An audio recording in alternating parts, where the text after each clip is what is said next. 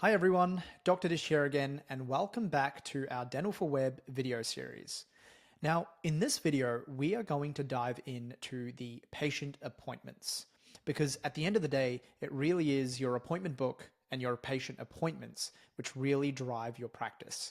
And this is also one of the areas where Dental for Web really does stand out.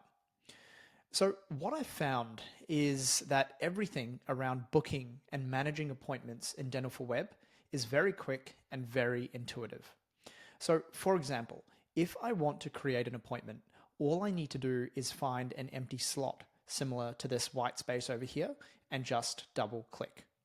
Now, once I double click, it's going to open up a window that looks exactly like this, where I can either add a new patient by clicking on this button and entering their details, or I can select an existing patient. So from here, I can simply just quickly enter the patient's details, select the patient that I need, and click OK. And this saves the patient appointment in that slot that we had selected for Annabelle Smith. Now, as we all know, however, the practice is very, very fluid and things are always changing when it comes to patient appointments. And this is another space where the flexibility of Dental for Web really does make a difference.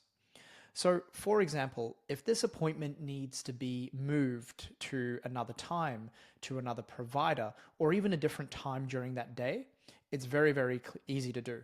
You simply have to click on the appointment and you can drag it around. So you can see I can move it to a different day here, I can move it to a different provider, and I can also just move it to a different time in that same day. So here I've moved it down to 11:50. Now, another thing that you can very easily change is the length of the appointment. And once again, you don't need to open it up again. You can directly change the length of the appointment within the book by clicking on the patient. And if you see down the bottom, an arrow pops up, so you can click like that and drag it. So I've changed it from a 10-minute appointment to a 20, and over here to a 30-minute appointment. Same thing goes if you need to cancel or reschedule the appointment. You simply right click and you can move this appointment to a cancellation list or move it to the standby list. And this is something that we'd covered in the previous video.